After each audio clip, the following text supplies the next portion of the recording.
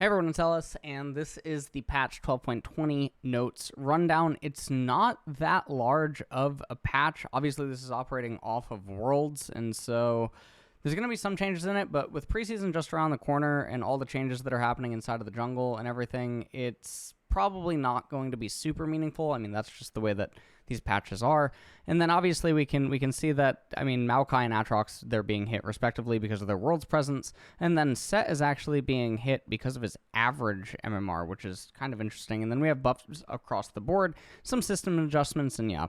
Aatrox, passive heal decrease, passive Deathbringer stance, heal 100% of the post-mitigation damage to 80% of the post-mitigation damage. I mean, I still feel like this isn't going to prevent him from being picked. Yes, his healing is definitely going to still continue to be okay. I think that we're going to have to end up evaluating where Aatrox ends up landing after all of the changes end up coming in the next, 3 patches or something, and then this change might not even mean anything. It might mean a lot more, but given his current state inside of the game, I mean, I think that this is still totally fine. It does make him a lot more susceptible to his lane counters, especially in the early laning phases, but aside from that, I don't think it's anything to worry about.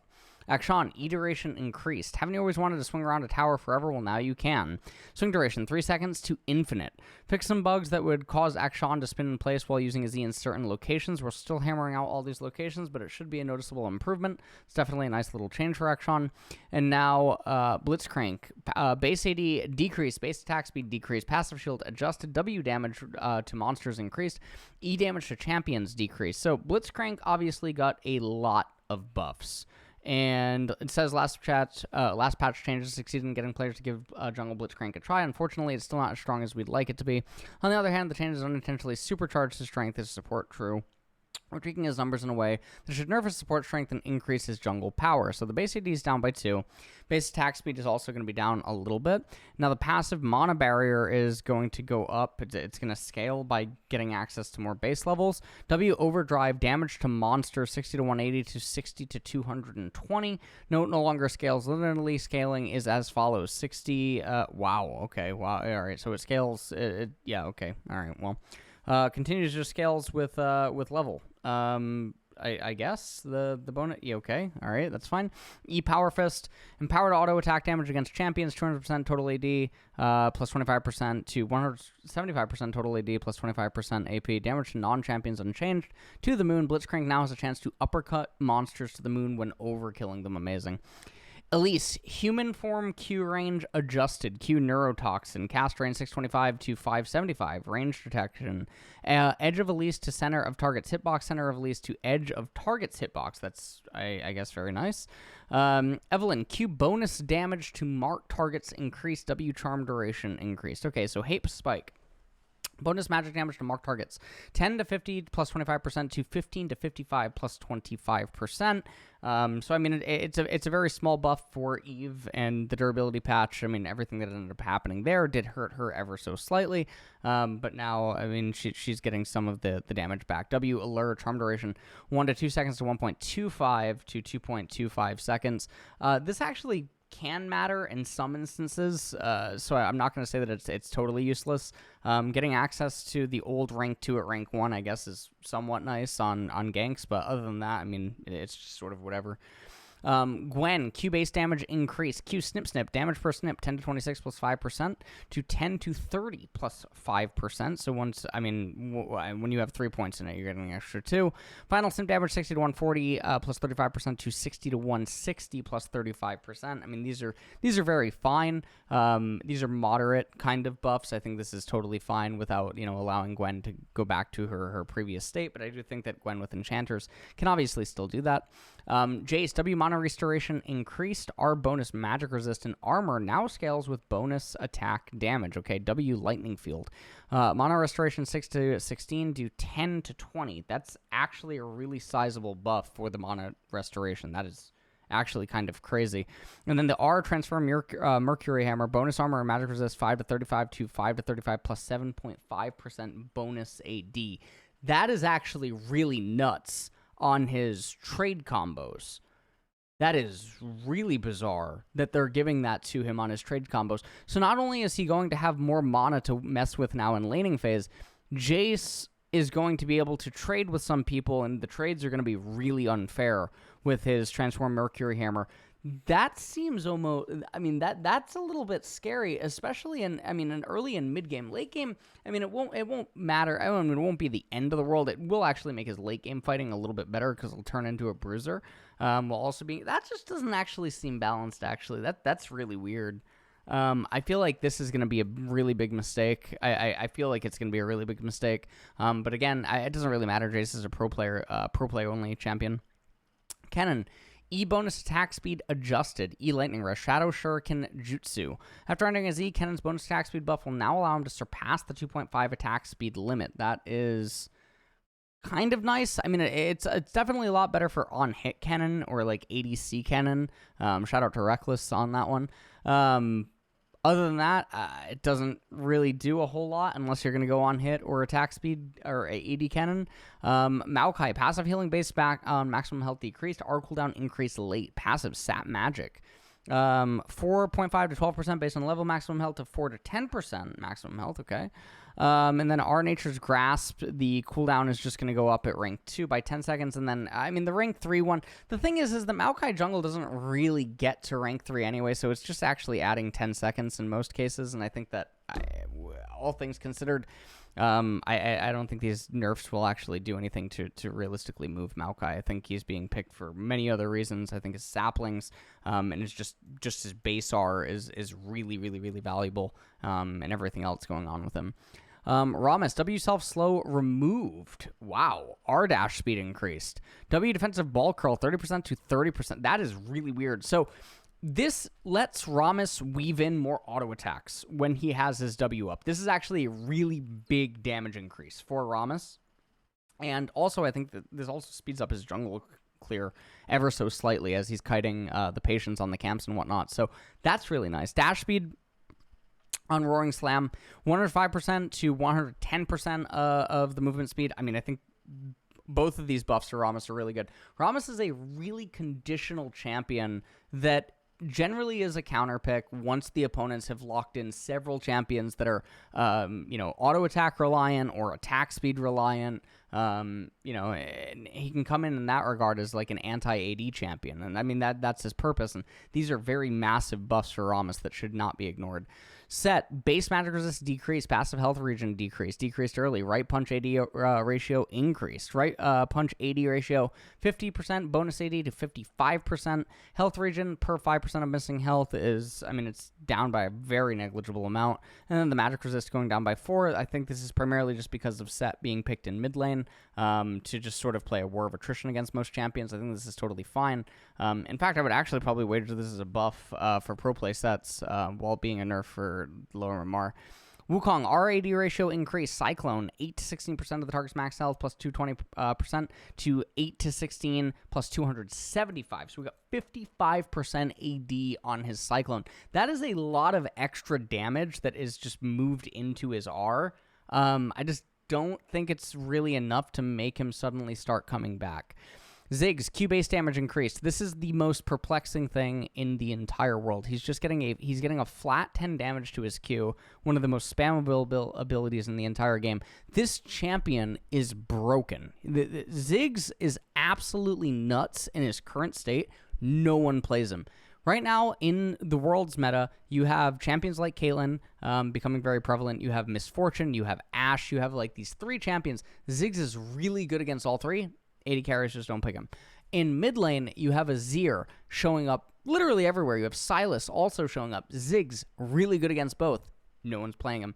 It is bewildering why people will not play Ziggs. Now, he's shown up historically at some points. Notably in the LCK, even showed up. Chovy was playing him in mid lane at some points. But no one really wants to play him. He is a really difficult champion to actually play versus pro players because of his Qs and his utilizing his W and E. And I would even go as far to say that Ziggs has other uses, specifically like even against Heimerdinger support, which now is popping up a lot in Worlds. As Ziggs is a better alternative than Xerath when trying to match the Heimerdinger support mage for mage. So I think in that regard, all of this stuff should be considered. Items. Demonic Embrace is functioning well for AP bruisers and ranged damage over time champions, but it's performing too well on full tanks like Zakamumu and Udyr, to name a few. We're skewing its power to be more AP heavy, so it's roughly the same on primary users and slightly nerfed for pure tanks, okay? Health is going to go down by 100, ability power up by 10, and then ranged burn tick damage 1% maximum health to 0.8 maximum health. So this is a nerf to, I guess, Morgana, Malzahar, primarily. Yeah, I guess... I guess Lilia as well would end up being a nerf overall. So I mean, I guess for them it's overall a nerf. And then for all the other melees and stuff, I mean it's roughly going to be fine. It's not going to be the end of the world. So yeah, I mean I think this is okay. Frozen Heart has been a strong tank item for the majority of the season. Okay, the gold cost going up by 200, combined cost up by 200, armor up by 10, rock solid damage reduction 7 plus 3.5 per 1,000 to 5 plus 3.5 per 1,000. This is actually a really big nerf. So now I feel like with these now becoming the stats, it really will only just be used against auto attack reliant. Attack speed reliant champions, and now people will start having to look at the other armor items, because really for its gold value and how quickly you could curve it, you could even rush it as a first item, basically have it act as your mythic in some matchups versus some champions. I just don't think that it's going to be like that anymore. But honestly, I mean, the 10 armor is not bad for 200 more gold. So for like building it second or third, I mean, I think it's going to be a buff, but for the first item rushers, it's definitely a nerf. Mortal Reminder. Well, we've buffed Mortal Reminder to be better Grievous Wounds. I love Grievous Wounds. Total gold cost, 2,500 to 2,600. Attack damage is going to go up by 10, and the attack speed down by 5%. I mean, I guess it's a buff. I'm not going to spend too much time talking about this. This is the worst Grievous Wounds item in the game. Steric's Gauge, the claws that catch bonus AD, 45% base AD to 50%. This just keeps getting buffed. It's absolutely insane. This is so perplexing how this keeps getting buffed. It was better than Hullbreaker even when it was at 40%. It just had a certain breakpoint, and then at the 45%, I believe it's 111.2 AD is the breakpoint where it gives more AD than Hullbreaker. And now the Lifeline Shield amount, 75% bonus health decaying over 3.5 to 80% decaying over 4.5. I mean, it's just massive buffs to all the Sterix users. This is absolutely absurd for the really high base AD users, the champions that use Trinity Force. I mean, this is super nuts. Lethal Tempo. Bonus auto attack range, 50 for melee champions, 75 for range, for 50 for melee and range. Okay. And behavioral system updates. Zero tolerance language will now be detected live and in-game. When detected, these messages will not be sent to other players. The offending player will be system muted, and all players will be notified. I ended up seeing something like this on Twitter just before making this video. Event missions, mythic content, very cool. And that is it. So yes, not a whole lot actually going on inside of the patch. Ramus and Jace seem like they are the craziest of the changes for sure. Those definitely stand out as just like champions that immediately you have to pay attention to. Ziggs is already absolutely stellar. The Gwen, Eve, Elise, and Wukong stuff, it's sort of whatever. Set, I think, is a buff for pro players, nerf for lower MMR, mid MMR, high MMR, whatever, just mostly pros, I think it's a buff for.